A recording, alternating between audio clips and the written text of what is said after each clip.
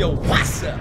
Today we're going to be talking about backup, and not just any kind of backup, but the kind of backup that separates the wimps, weenies, wussies, simps, sissies, chumps, marks, busters, mark-ass busters, buster-ass marks, tricks, punks, pansies, hee-haws, and hula hoops from you, a banjo expert. Sup?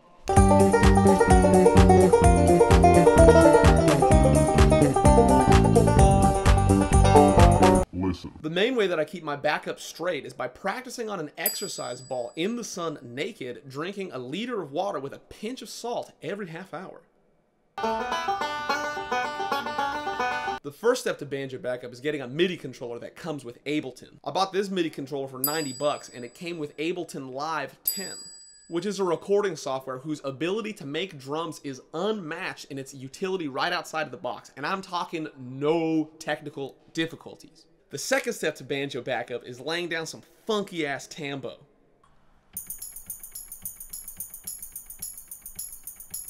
And then lay down that 4 on the floor. You know what's coming next, baby. Claps. Last but not least, we lay down the clave.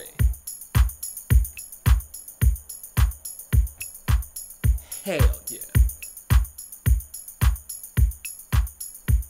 The third step is to lay down some gangster ass E minor bass line, particularly the bass line from Notorious B.I.G.'s Hypnotize. Sup?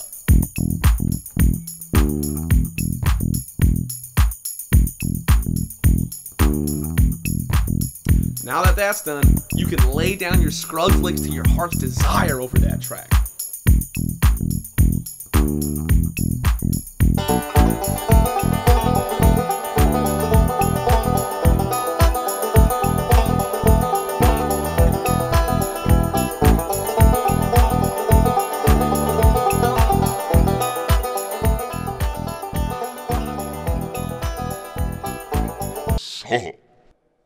When it comes to bluegrass, correct backup is done by collectively building tension before a strong beat and collectively resolving that tension on a strong beat together as a band. And this can be exemplified in both kickoffs and solos as well as backup licks. Check out how the fiddle adds tension that's going to resolve on the downbeat.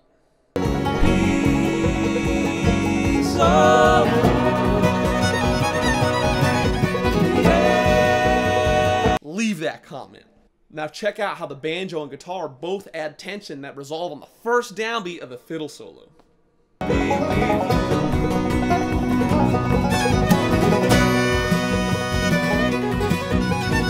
Hit subscribe, baby. Pro players know how to add tension before strong beats, and pro players also know how to resolve that tension collectively.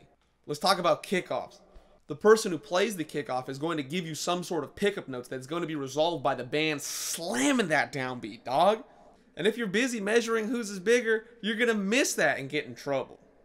Now let's talk about backup licks. The principle of collectively building tension before and resolving on strong beats is the same. When I say collectively, I mean as a band. The only catch to backup licks is that only one of y'all should be doing the majority of the backup licks from section to section. A section being a single A part, a single B part, a single verse, or a single chorus. After that section, a player should switch their function. Functions generally being chopping, rolling, playing like a strummy downbeat thing, or backup licks. Say the banjo player is playing backup licks on the verse. When the chorus comes around, the banjo player stops playing backup licks and let the mandolin player do the backup licks. That means only one of them is going to be chopping on a given section. So mandolin players, stop chopping all the time. Let somebody else do the chopping in a section, alright? Do some of that spicy Italian mandolin tremolo that I know you love. Shit. In this way, individual instrumentalists stay out of each other's way and maximize the dopeness that a band can have. Only one of y'all should be playing backup licks in a section, only one of y'all should be chopping in a section, and only one of y'all should be doing like a strummy thing in the section. And you better be switching function from section to section. What's really sad is when fiddle players and mandolin players chop at the same time. And the only way that I've come to terms with this is by chopping at the same time with them. Because nobody seems to be paying attention. But if you guys happen to play the same backup lick at the same time in the same section, approved. Lord, Lord, it's going around till I get back to where I came.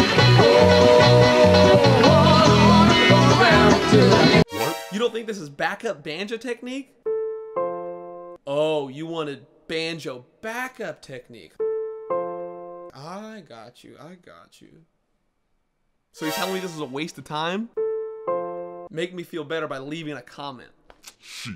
So even after I give you the formula to sounding like a pro banjo player, you asked me for more banjo tech?